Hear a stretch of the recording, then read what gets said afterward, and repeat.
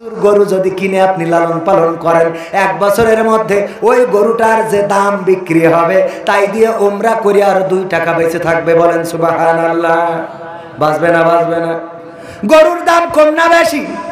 1,30,000, 40,000, 2 লাখ, 2.5 লাখ আছে না নাই? অথচ উমরা করতে 1,10,000, 20,000, 25-30,000 টাকা লাগে। ওখানে যাওয়ার টাকা হয় না, আর জমি বন্ধক রেখেছে বিঘে 2 লাখ টাকা। কথা কয় না? এই আছে না নাই? এরম আল্লাহর ওলি আপনাদের এলাকায় নেই, কিন্তু আমাদের এলাকায় জমি বন্ধক রাখে 2 লাখ টাকা বিঘে। তাও জমি রাখে না, টাকা দিয়ে কয় 6 মণ করে ধান বাড়ি পয়সা দিও। আরে বাবা, পাকামো করার জায়গা খুঁজে পাই না। ঠিক না বেঠে? বলে আমি সুদ খাই না। কি খাই না? সুদ খায় না, ও ধান খায়। সুদ খায় না, ধান খায়। এমন আছে ওগো আমার ভাইরা, আল্লাহর নবীর জামাতা আলী রাদিয়াল্লাহু তাআলা আনহু বের হয়ে গেলেন। আল্লাহর নবীর কন্যা ফাতেমা রাদিয়াল্লাহু তাআলা আনহা দেখলেন স্বামী ঘরে ঢুকছিল, হঠাৎ করে আবার বের হয়ে গেছে। হাসান হুসাইনকে ডেকে বললেন, তোমাদের বাবা কই? বললেন, আমার বাবা যখন আপনি আমাদেরকে ধমক দিয়েছেন তখন বাবা গেট থেকে বের হয়ে গেছে। আল্লাহর নবীর কন্যা কিছুক্ষণ অপেক্ষা করলেন, যখন বাড়ি আসলো না চারিদিকে খোঁজা শুরু করে দিলেন, কোথাও পাইলেন না। বিশ্ব নবীর কাছে গেলেন, যে বললেন, ওগো আমার পিতা, আমি আজকে আপনার জামাইকে কষ্ট দিয়ে ফেলেছি। কি কষ্ট দিয়েছ গো বাপ?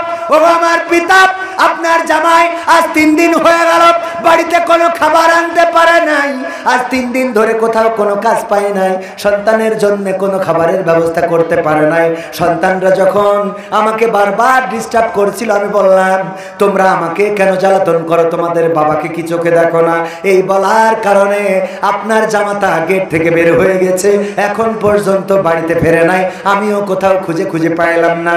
আল্লাহর নবী বললেন, ওগো ফাতেমা, তোমার কথার কারণে আমার আলী যদি কষ্ট নিয়ে এই মুহূর্তে মারা যায়, যদি কোনো সাপে কামড় দেয় আর আলী যদি ইন্তেকাল করে, অথবা বনের কোনো বাঘ যদি আলীকে খেয়ে ফেলে, ওগো ফাতেমা শুনে নাও, ওই পরকালের ময়দানে আমি নবী, তুমি আমার কন্যা, এই পরিচয়টা হাসরের মাঠে দেব না।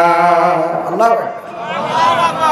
আল্লাহ রাসূল তার কন্যাকে, কন্যার স্বামী আলী রাদিয়াল্লাহু তাআলা আনহুর সাথে এমন একটা আচরণ, যে আচরণটা আসলে আলীর সাথে করে নাই। শুধু সন্তানদেরকে বলেছে, কেন আমাকে জ্বালাতন করো? তোমাদের বাবাকে কি চোখে দেখো না? এই কথা বলার কারণে আল্লাহর রাসূল নিজের কন্যার পরিচয় পর্যন্ত আরশে আজিমে কিয়ামতের ময়দানে দিতে চায় নাই, হাসরের ময়দানে দিতে চায় নাই। ওগো আমার ভাইরা, ওগো আমার মায়েরা, পর্দার অন্তরালে যারা আছেন, এবার চিন্তা করে দেখেন, যারা অহরহ স্বামীর সাথে খারাপ আচরণ করেন, স্বামীকে কষ্ট দেন, গালমন্দ করেন, স্বামীর সাথে ব্যবহার খারাপ করেন, এই স্বামী যদি মারা যায়, আপনার প্রতি রাগ রেখে, ক্ষোভ রেখে, অভিমান রেখে যদি মারা যায়, আর আপনি যদি ক্ষমা চেয়ে না নিতে পারেন, বলেন আল্লাহর রাসূল কি উম্মাত হিসাবে আপনার স্বীকার করবে? নিজের কন্যাকে যদি স্বীকার করতে না চায়, তো আমাদের উম্মাত হিসেবে কি স্বীকার করবে? সুতরাং আমাদেরকে সচেতন হওয়ার দরকার। আমার নারীরা স্বামীদের সাথে ভালো ব্যবহার করবেন। স্বামীদের চুল দিয়ে পা মুছাই দিলে সওয়াব আছে না নাই?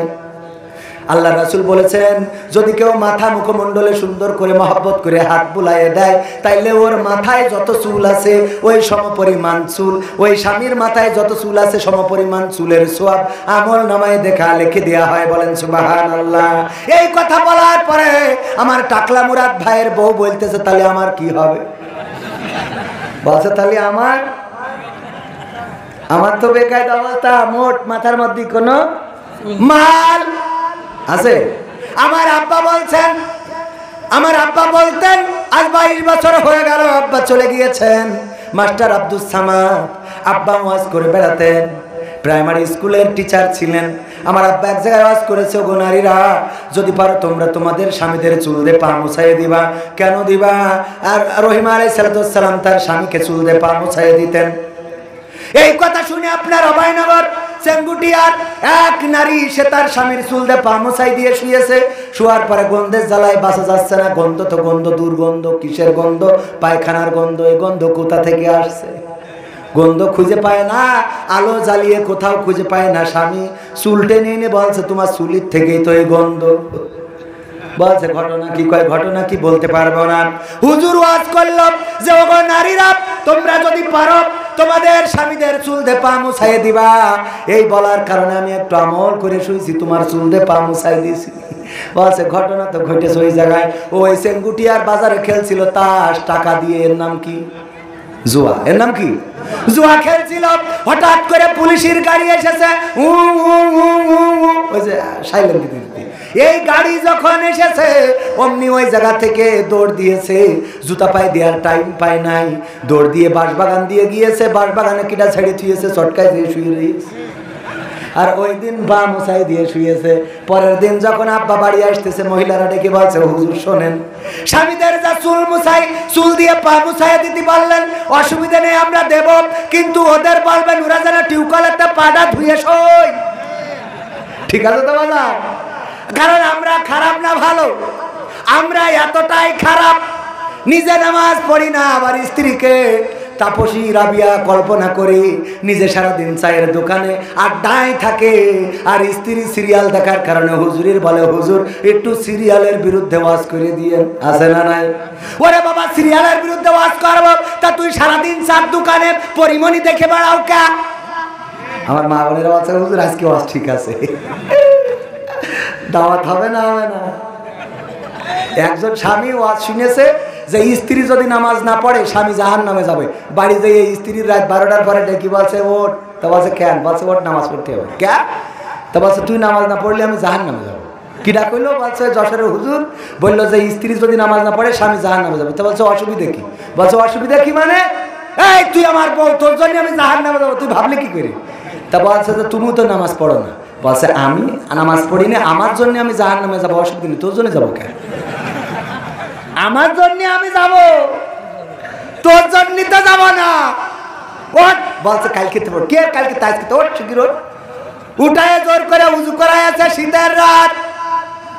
এত করে বললো কালকে থেকে পড়বো না, শুনলো না, শুনলো না। তারপরে উজু করানোর পরে রাত 12টার সময় এসে কাঁদতেছে আর বলছে বলো এখন কিসের নামাজ? রাত 12টার সময় কয় নক্তের নামাজ, কয় রাকাত পড়ো? বলছে যা হয় পড়। এখন গলার আওয়াজ এত আসতে আল্লাহর কি খেলা হবে তো? আর একটু সময় থাকা যাবে? যাবে আর একটু সময়? আর 10 মিনিট? 10 মিনিট। ও আমার ভাইরা,